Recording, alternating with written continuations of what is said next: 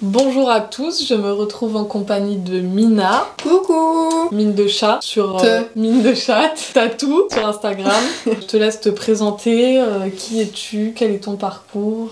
Qui je suis? Alors, je m'appelle Mina, je suis une amie de Milena.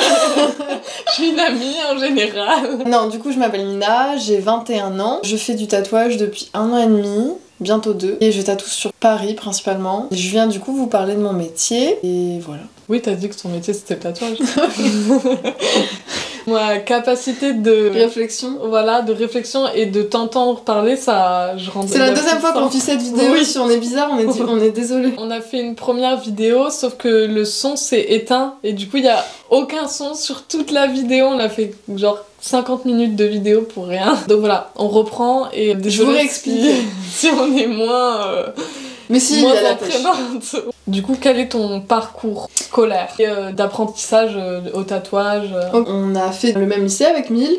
On a fait STD2A, du coup on était un peu dans le milieu artistique. Je dessinais déjà beaucoup. Et du coup, je suis rentrée en DNMA d'illustration. Enfin, du coup, en mode j'étais prise comme ça. Mais non. Elle dessine la meuf, on la voit. Non, je suis rentrée en DNMA d'illustration à Renoir, à Paris. C'était chouette, j'ai rencontré des gens trop bien. Je regrette pas du tout d'avoir fait ces études-là, mais j'étais pas faite pour être illustratrice. Les premiers jours où on est arrivé à l'école, ils nous ont expliqué qu'en fait, sur une BD à 15 €, l'illustrateur touche entre 6 et 8% des bénéfices. Donc c'est très peu. Et je voulais pas être dans la précarité, et je voulais pas galérer, et bref. Je suis rentrée à l'école, j'ai fait ok, je fais pas ce métier. Mais j'ai continué les études, bien sûr. Et j'ai appris beaucoup de choses sur le dessin, tout ça. Oui, ça t'a pas servi à rien, quoi. Non, bien sûr. C'était formateur sur plein de choses, mais pas... en tout cas, je savais que je voulais pas être seulement illustratrice. Je commençais en 2e année d'ENMAD à me faire tatouer. Et je me faisais tatouer principalement par des hommes d'entre 30 et 50 ans. Donc forcément, sur le moment, inconsciemment, je pense que je me suis dit que c'était pas fait pour moi. Et un jour, je me suis fait tatouer par Garance, coucou. Le Instagram. Et en fait, ça a été une révélation. À l'époque où elle m'a tatouée, elle avait mon âge maintenant. Et elle se faisait déjà son argent seule, elle avait personne pour la diriger, elle dessinait que ce qu'elle aimait, elle tatouait que ce qu'elle aimait, elle faisait ça chez elle. Puis il y avait pas de règles en fait, enfin hormis les règles d'hygiène, mais je veux dire, il y avait personne pour faire la loi. Pour faire la loi, et personne n'avait besoin de valider son taf. Parce que dans le milieu de l'illustration, il y a ce truc de passer par un éditeur pour pouvoir gagner sa vie. Et dans le tatouage, bah en fait, elle a juste commencé, et si les gens venaient, c'est parce qu'elle aimait son taf. Et du coup, j'ai eu une sorte de révélation où je me suis dit, bah pourquoi pas moi? Ouais. J'en ai parlé quelques jours après à Eddie. Coucou. Et en fait, ce grand fou, il m'a offert une machine à mes 20 ans, c'était très peu après, je crois. J'avais tout le matos entre les mains, enfin, il manquait plus que le courage de se lancer. Et je crois que ça a été genre 2 semaines après où j'ai commencé à tatouer. Au début, j'ai tatoué sur une peau synthétique, bien tenir ma machine, à être habituée à l'avoir dans la main. Mais par contre, le rendu peau synthétique et peau naturelle, rien à voir. J'ai très vite dit, ok, on va passer à la vraie peau. Du coup, je me suis tatouée moi-même. J'ai fait des conneries. Je crois au bout du 3e, ça avait un peu de la gueule. J'ai Jeanne, coucou Jeanne. Une amie à elle. Une amie à moi, que j'ai tatouée, je lui ai fait une petite fleur. En plus, elle est même pas si dégueu. Et à partir de ce moment-là, j'ai tatoué que d'autres personnes après, enfin que des gens autres. D'Instagram, je veux dire, oui, bien sûr. Qui me suivaient déjà pour mon compte illu et qui ont switché en tatou très facilement. Enfin, en tout cas, merci. Du coup, t'as fait un DNMA d'illustration, donc ça veut dire que tu dessinais déjà avant. Est-ce que t'as commencé à dessiner par rapport à tes études, ou est-ce que c'est quelque chose que t'as toujours fait dans ta vie? Alors, c'est un truc que j'ai toujours fait. Je pense que j'étais dans le bon milieu. Mes parents sont tous les deux dans un métier un peu artistique quand même. Et mon père dessinait beaucoup. Quand j'étais petite, je pensais que dans ma tête, c'était normal que tout le monde dessinait. J'étais ce genre d'enfant super chiante à demander à des amis, à mes parents qui avaient jamais dessiné de leur vie, dessine-moi une princesse avec un cheval et 3 moutons. Donc super précis, et ils étaient en mode d'accord. Non, ouais, j'ai toujours dessiné. Au lycée, j'ai commencé à avoir un style un peu étrange, enfin en mode les gens commençaient à me dire que c'était un peu bizarre ce que je faisais. Ah bon? Ouais. Les gens te disaient ça? Ah, je pensais que c'était de l'ironie. Ah non. Ah non, ok, t'es vraiment surprise? Ouais, je me rappelle, Fournier, elle avait... Fournier. Big up à tout le monde. Je me rappelle, elle avait regardé mon truc de croquis. Mais ça sort de ta tête, tout ça et tout. Je fais, bah oui, il m'a dit. Ah, ok. Ah, ok, mais elle était pas en mode ah, c'est bizarre, en mode de... Non, elle avait l'air contente, mais juste ça dérangeait un peu, quoi. Ah ouais? Ouais. C'est fou. Alors que je fais des trucs beaucoup plus bizarres maintenant, mais. Enfin, bizarre. Pour elle. Pour elle. C'est au lycée, à Renoir par contre, pardon, que mon style il a vraiment... À Renoir, mes deux profs étaient tous les deux assez âgés, genre plus de 50 ans. Je pense qu'ils avaient une vision de l'art qui était quand même très élitiste et très marquée dans des codes basiques. Après c'est tout à fait ok d'être dans ces codes-là, mais moi en tout cas je rentrais pas du tout, et encore moins dans de la BD. Et du coup ce que je faisais, je pense c'est mon esprit de contradiction, mais du coup ça me renforçait encore plus dans de faire des choses qui dérangent et qui les fassent un peu chier. Ouais. C'est aussi ça que j'ai commencé à tatouer, c'était vraiment des trucs qui étaient encore plus marqués dans ma tête. En soi, après c'est pas des trucs fous, hein, mais je veux dire c'est que c'est... Tu voulais un peu les provoquer quoi. Ouais, c'est ça. Un truc de provocation. Ouais. Ne fais pas ça. Ok, je le fais. Pour mon projet pro. Pourquoi tu fais des trucs comme ça va pas marcher? Mais je m'en fous. Est-ce que avant de tatouer, t'avais une autre idée de taf ou... Je sais pas quand est-ce que j'ai eu le déclic, mais j'ai eu un déclic au collège de, bah en fait, le seul truc que j'aime faire dans la vie... Ah si, je sais ce que je voulais faire avant. Je voulais être mangaka, je voulais dessiner des mangas. Donc il y a déjà cette idée de dessin quand même, hein, de base. Mais par contre, le côté manga, j'ai totalement perdu. Genre vraiment, le truc, il est parti super loin. Oui, c'est vrai. Ça ne se ressent plus du tout dans ce que je fais. Mais c'est vrai qu'à la base, ouais, j'adorais ça. Mais je crois que c'est parce que c'était super gore et glauque, les histoires que je lisais à l'époque au collège. En fait, j'avais un carnet de dessin où j'avais écrit toute une histoire. Et en vrai, l'histoire était pas mal. C'était le synopsis, c'était une ville où le soleil se levait pas. Mais on savait pas pourquoi, juste dans une... La Laponie. Oui, mais... Oui, c'était ça. Mais il faisait pas froid. Les gens qui choisissaient de vivre là-bas, ils étaient tous fous. Parce que qui veut vivre dans un endroit où il y a pas de soleil? C'est bien comme synopsis. Grave, grave, grave. Vous en pensez quoi? Qu'est-ce qui t'a donné envie de faire du tatouage ton métier? Il y a eu la rencontre du coup avec Garance qui était super formatrice. Je sais même pas si elle le sait que c'est grâce à elle que je tatoue. Tu me diras Garance en commentaire. Je pense que si quand même. Parce que je trouve que les choses elles ont vraiment commencé à partir de là par rapport au tatouage. Peut-être. Par rapport à votre Après rencontre. en fait très rapidement, après que j'ai rencontré du coup Garance, elle m'a fait rencontrer plein d'autres personnes issues, enfin qui étaient dans le tatouage déjà et qui commençaient à peu près. Alors, elle m'a fait rencontrer Milo, Yael m'a fait rencontrer Saphir, qui m'a fait rencontrer genre Flurina, enfin bref, toute cette équipe là en fait ça fait partie d'un shop à Paris qui s'appelle La Kermesse. Et en fait dans ce shop là ça m'a ensuite fait rencontrer d'autres personnes, tout ça. Ces d'autres personnes aussi m'ont donné l'envie de tatouer. Et le grand truc que j'ai appris il y a pas longtemps, c'est qu'en fait apparemment j'ai toujours voulu à un moment dans ma vie être tatoueuse. J'ai revu une pote du collège il y a pas longtemps qui m'a dit mais en fait tu réalises le taf que, enfin ton rêve en fait. Je te demande comment ça je réalise mon rêve. Elle m'a dit mais si quand on était en CE1 tu voulais faire ça et tout. J'étais en mode quoi? Mais je me rappelais pas. Du coup je réalise mes rêves sans le savoir. Inconsciemment. Inconsciemment. Les gens ils se butent pour avoir leurs rêves et tout, réaliser tout ce qu'ils veulent. Et elle va comme ça. En vrai, avant c'était mon rêve. Putain, ce privilège caché, enfin je sais pas comment dire. La chance. Un autre truc aussi, c'est que j'ai toujours voulu être tatouée. J'aimais bien un peu ce côté on te juge un peu si t'as des tatouages. J'ai toujours voulu encore cet esprit de contradiction. Mais du coup oui non, en fait je pense que j'ai voulu faire ce métier parce que j'aimais le tatouage depuis longtemps et que j'ai eu le bon entourage pour et que j'ai fait les bonnes rencontres. Des personnes qui m'ont inculqué des super valeurs aussi du métier et qui me plaisent toujours maintenant quoi. Quelles sont ces valeurs? Quand j'ai commencé, on parlait que du fait que c'était important et que c'était bien le fait qu'il y ait des personnes, pas seulement hommes cis, qui prennent les devants et qui travaillent dans le tatouage. Les valeurs actuelles que j'espère que je respecte et que mes collègues font avec plein de bienveillance, c'est juste faire du tatouage safe, c'est-à-dire être capable de tatouer tout type de personnes correctement, bien accueillir. En fait, redonner la position de contrôle à la personne qui se fait tatouer plutôt que la donner au tatoueur ou à la tatoueuse parce que... C'est pas parce que c'est lui qui sait faire que c'est lui qui doit donner... Oui, c'est le client ou la cliente qui va avoir le tatouage sur son corps toute sa vie et pas l'inverse. Quand ça se passe mal, tu pourras mettre le compte ici par exemple, mais Balance ton tatoueur qui est un compte qui ressassait malheureusement tous les agresseurs dans le milieu du tatouage parce que malheureusement ça arrive. Par exemple, en fait dans le tatouage on a un syndicat qui est le SNAT et qui est présidé par Tintin qui est connu comme le big boss du tatou français. C'est un mec qui tatoue en fait depuis peut-être 40 ans. Et en fait ce mec là, sur le syndicat, pour lui les seuls problèmes qu'il y a, c'est des personnes comme moi qui ont appris le tatouage chez eux et pas dans des conditions d'hygiène 100% respectées. Alors que les vrais problèmes qu'il y a dans le tatouage, c'est les femmes qui se font violer, les femmes qui se font agresser, les hommes aussi. Enfin, je veux dire, il y a plein de personnes qui se font agresser maltraités ou qui sont pas écoutés dans le milieu du tatouage quand ils sont clients ou clientes, et c'est un truc qu'il faut arrêter, c'est super important, et c'est le premier combat. Enfin, le premier combat, c'est pas du tout des gens qui apprennent comme ils peuvent pendant 3 mois chez eux et qui blessent personne. Et le pire, c'est qu'en fait, Tintin, sur son compte, sur le compte justement Balance ton tatoueur, a été révélé agresseur sexuel. Et oui, sinon c'est pas drôle. Du coup, voilà, les valeurs du tatou. Pas Tintin. En fait, mes valeurs aussi m'ont été inculquées par des personnes queer, donc forcément mes valeurs s'adaptent, reflètent vis-à-vis de ça. 80% des personnes que je tatoue, c'est des personnes queer. Et du coup, mes valeurs aussi, c'est que ces personnes-là se sentent bien. Ok. Comment t'as appris à tatouer toute seule? J'ai commencé sur une peau synthétique, sur moi, sur Jeanne, tout ça. Ah oui. La première année, je crois que j'ai tatoué 1 an dans ma chambre. Enfin, dans mon appartement à Paris à l'époque. Ça doit faire 6 mois, 7 mois. Que je tatoue dans des shops. Mais en fait, j'ai le statut de guest, c'est-à-dire que je suis invitée. En fait, dans ces shops-là, je suis résidente nulle part pour l'instant. Voilà. Un jour ça arrivera, mais... Et elle va dans toute la France, donc ne vous inquiétez pas, ceux qui veulent se faire tatouer, vous avez juste à lui demander. Je viens de faire le tour de la France là, on va se calmer un peu. Paris principalement. Comment tu continues de créer sans stagner dans toujours la même chose et tout ça?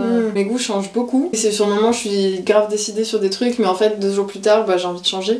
C'est souvent par période, pour ceux qui me suivent sur Insta ou qui ont déjà vu mon compte. Quand tu défiles, en fait, tout change. Il n'y a pas de logique, vraiment, je trouve. Il n'y a pas d'unité graphique encore, mais je pense que ça arrivera peut-être avec le temps. Non, ça c'est pas grave. Non, c'est pas grave, mais c'est vrai que pour le coup, évoluer, ça se fait assez naturellement. Et c'est aussi... En fait, j'avais eu cette discussion-là avec un artiste qui s'appelle Pluto à Bruxelles, et on avait parlé du fait que c'est étrange de tatouer des choses qui sont complètement différentes des choses qu'on aime. Moi par exemple, il y a des artistes que j'adore, et vraiment je les vénère, non je les vénère peut-être pas, mais ce que je veux dire c'est que vraiment c'est mes artistes favoris de la terre entière, et ce que je fais c'est l'opposé total. Et en fait à un moment tu te poses la question, mais est-ce que je me tatouerais des choses que je fais moi? Et parfois c'est dur de se dire ah non, je me tatouerais pas ce que je fais. Même s'il peut y avoir plein d'autres raisons que juste j'aime pas le style, enfin que juste ça me convient pas, mais moi en tout cas j'ai envie de dessiner des choses qui me plaisent quand même à fond, et que en tout cas je serais pas dégoûtée de l'avoir sur le corps quoi. Donc il y a ça que j'essaye d'atteindre, un style en tout cas qui me plaît à fond quoi. C'est pour ça que je change tout le temps, j'arrive pas moi personnellement à rester dans le même truc toute ma vie, mais il y en a qui le font et c'est trop bien pour eux. Comment t'as réussi à te faire connaître? Est-ce que ça marche, que t'aies des clients? C'est surtout grâce à Instagram. Parfois c'est une très bonne plateforme et parfois c'est horrible. Le métier de tatoueur tatoueuse, c'est vachement libre. Je disais qu'on n'a pas de patron, tout ça. Mais en fait, ce qui est malheureux dans notre génération à nous, là, 2020, en fait, notre patron, c'est une appli complètement changeante, indécise, malsaine et invisible. Enfin, c'est super dur de plaire à Instagram. Actuellement, Instagram est très favorable envers mon travail, mais peut-être que demain, pas du tout, et que je vais galérer à avoir de la visibilité et des personnes qui voudront se faire tatouer par moi. Et pourtant, c'est là que tout se passe. Enfin voilà, c'est ça qui est malheureux, c'est que même s'il y a ce truc où ça peut marcher et ça peut ne pas marcher à certains moments, t'as quand même entre guillemets pas le choix d'aller sur la plateforme, parce que justement t'as ce truc où ça marche quand même. C'est là où tu peux trouver le plus d'interaction pour trouver des gens qui aiment ton travail, qui veulent être avec toi. Ah oui, c'est ça. Non, bien sûr, Instagram, c'est comme ça que ça a fonctionné. Comme je disais, j'ai tatoué Jeanne, Zep, et ensuite j'ai tatoué que des personnes enfin des inconnus quoi, que j'ai jamais... Trop une inconnue quoi. Que j'ai jamais revu après ou recroisé juste comme ça dans la vie, mais je veux dire vraiment des personnes qui avaient vraiment le statut de cliente et pas amie. C'est fou, et ça arrivait très vite, et en vrai j'en suis très reconnaissante. Je suis pas reconnaissante envers elle, de toute façon elle s'en fout, mais je suis reconnaissante des gens qui m'ont fait confiance sur ce moment là, c'était vachement chouette. Dans ce métier là il y a vachement le syndrome de l'imposteur. D'ailleurs c'est genre là quand tu parles je m'en rends un peu compte, parce que t'es en mode je suis reconnaissante envers eux, alors que si eux ils sont venus vers toi, c'est aussi grâce à toi, parce qu'ils aiment ce que t'as fait, tu vois. Je pense que je serais incapable de dire ça. Moi je te le dis. Ok. Il y a un syndrome de l'imposteur qui est super fort, et du coup quand on commence, c'est très dur de passer outre. Mais en fait, je vais avoir mon dessin marqué sur la peau de la vie de quelqu'un pour toujours. C'est super dur de passer outre ça. Je me rends compte maintenant parce que je tatoue beaucoup de personnes qui veulent faire du tatou. Et du coup, souvent ils me disent mais j'ose pas. Demander à des gens d'être cobayes et tout, et du coup je leur dis souvent ce truc de si les gens t'ont donné leur consentement, profites-en. Ouais. Vraiment. Parce que ouais, c'est sûr que tu te fais tatouer, tu réfléchis quand même avant. Quels sont tes inspi dans la vie en général ou pour tatouer, pour trouver des trucs à dessiner Mes inspi des personnes qui tatouent, c'était les personnes qui m'ont inculqué mes valeurs actuelles et qui se trouvent être des personnes extrêmement talentueuses. Sinon, mes inspi pour ceux qui iront voir ou ont déjà vu mon compte, il y a beaucoup de choses religieuses, malgré le fait que je sois pas du tout religieuse, enfin, en tout cas que j'ai pas de croyance envers la religion, enfin envers les... Ah, Dieu. Le fait de grandir dans le sud de la France, je pense que c'est ça aussi qui a conditionné mon style actuel et les sujets que je dessine, mais dans le sud de la France, je sais pas si t'as capté, mais en fait on a des croix partout.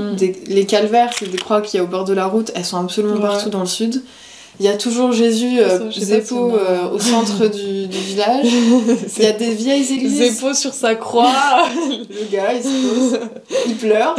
Et moi, quand j'étais petite, en fait, j'ai réalisé ça il y a pas longtemps. Mes parents m'emmenaient tout le temps visiter des églises, faire des randonnées avec des croix partout. C'était le truc magnifique et monumental qu'il y a... Enfin, pas monumental, mais l'architecture sud quoi. Ouais. Inconsciemment je pense ça m'a inspiré énormément en fait l'ornementation qui s'en finit pas, le fait qu'il y ait du gore, de la nudité, enfin Jésus il est quand même en train de pisser le sang et de pleurer dans le centre du village et ça dérange personne. Je trouve ça trop bien. Et le fait que ce soit croisé avec que des interdictions, enfin c'est quand même incroyable le fait qu'il y ait de la nudité partout mais que par contre faut pas se toucher, enfin c'est trop intéressant, j'aime trop. C'est vrai, hein. Plein de paradoxes. Et le deuxième truc, on parlait du sud, mais c'est la végétation du sud qui est super particulière, les fleurs qui ont des couleurs trop chouettes, les fleurs de thym qui sont verts, pas du tout.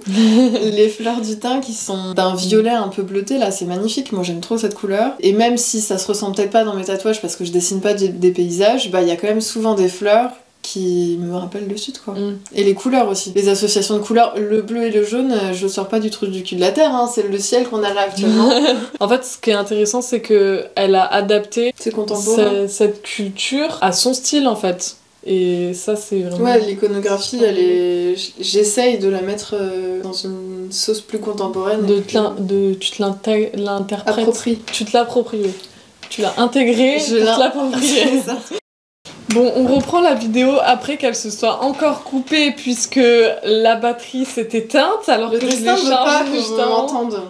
Un autre truc que je voulais dire sur les inspi, mais la mode, ça m'inspire de plus en plus. Maman, si t'entends ça, tu seras fière. Parce qu'à chaque fois, elle me dit, tu seras styliste. Et j'ai fait, non.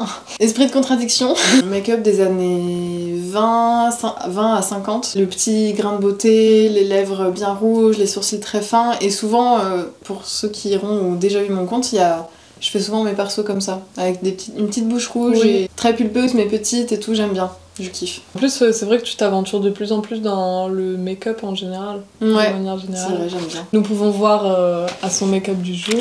Est-ce qu'il y a des tatous que tu regrettes d'avoir sur toi ? Les seuls tatous que je regrette vraiment, c'est ceux que j'ai faits sur mon corps quand j'ai commencé. Notamment un serpent sur mon bras, je l'apprécie pas du tout. Mais après, je suis pas inquiète et je suis pas angoissée à l'idée de l'avoir sur moi. C'est pas grave, je le ferai soit recouvrir complètement, soit je le ferai superposer par un autre tatou. C'est ce qu'on appelle du blast over. Enfin, il y a un autre tatou que j'aime moins, mais c'est parce que la séance s'est pas bien passée, avec une tatoueuse dont je tairai le nom, mais qui m'a pris, en fait, qui a modifié le prix après la séance. Ah ouais, donc vraiment de... Oui, elle m'a pris 50 balles de plus. C'était beaucoup pour moi à l'époque, quand j'étais étudiante. En fait, à la fin de la séance, elle m'a dit... que ce soit beaucoup ou pas, oui, bien principe, sûr, genre... bien sûr. Et elle m'a pris avec beaucoup de retard, et elle a choisi la taille pour moi. Enfin, bref, voilà quoi. Quelqu'un qui n'a pas les mêmes valeurs que beaucoup de personnes que je connais dans le tatou quoi. Est-ce que t'as des tatous préférés ? J'aime beaucoup celui que j'ai sur le visage, que j'aime beaucoup parce que je crois que c'est un face tattoo et qu'en ce moment ça m'intéresse beaucoup, enfin j'aimerais en avoir plein, même si les gens veulent pas. Sinon, en règle générale, mon préféré c'est toujours le dernier que j'ai fait. Donc là, le dernier en date que j'ai c'est celui de Bruno Foissac, qui est dans un style trad, donc c'est super épais, enfin les lignes sont épaisses. Ça signifie trad. Traditionnel, pardon. Et je l'adore, il est trop beau, c'est une sorte de monsieur qui fume la pipe avec une petite croix sur sa tête. Si t'avais un conseil à donner à des gens qui veulent débuter dans le tatou, qu'est-ce que tu leur dirais ? Qu'est-ce que tu leur conseillerais ? conseillerais? Tout à l'heure, on parle du syndrome de l'imposteur. C'est un truc que je vous dirais de pas avoir, mais c'est trop dur. Il faut détruire les stéréotypes qu'il y a dans le tatou. Il y en a beaucoup. Il y a encore beaucoup de personnes qui croient que le tatouage c'est réservé aux hommes principalement, ou en tout cas les grosses pièces aux hommes et les trucs plus fins aux femmes. Où on peut pas tatouer les personnes noires, on peut pas Pardon. Il faut détruire tout ça. Il faut tatouer tout le monde en fait. Enfin, les gens qui sont d'accord, bien sûr. Donc, c'est mon conseil. En fait, essayez plein de choses. Casser les règles. Casser les règles, break the world. On se retrouve la semaine prochaine, mais maintenant pour vous montrer comment Mina tatoue et quelles sont les étapes pour tatouer. Ok, alors du coup, là j'ai posé le stencil du coup à la personne que je tatoue. Le stencil, ça se pose avec une feuille carbone. J'ai imprimé sur une machine qui s'appelle un thermocopieur. Ce papier-là, on le dépose sur la peau après avoir mis ce produit. Ça s'appelle du stencil stuff. Et c'est ce qui va faire en sorte que l'encre va tenir plus longtemps que seulement 3 coups de passage de sopalin, quoi. Ok. Et là, du coup, je vais monter ma station pendant que le stencil sèche. La technique, c'est de pas l'essuyer pour que le cellophane colle. Ensuite, je prends ma bouteille de green soap. Ce savon-là, il désinfecte et il permet aussi de juste nettoyer pendant le tatouage. Et comme c'est comme ça qu'on voit ce contraste en fait. Si on nettoyait pas au fur et à mesure, ce serait n'importe quoi. Ensuite, je prends une petite languette. Je les coupe toujours en deux parce que c'est plus économique. Je prends mon gros pot de vaseline et j'en prends une assez grosse dose. Ça va te servir à quoi? C'est pour éviter que l'encre tache la peau. Okay. Quand on se verse de l'encre sur la peau, bah ça tache de ouf et avec ça, le corps gras va repousser l'encre et du coup, tout ce qu'on va voir, c'est le trait que j'ai tatoué et pas plus. Ok. Ensuite, les aiguilles. Enfin, ça s'appelle des cartouches en l'occurrence. Je vais verser mes encres. Il y a plein de couleurs.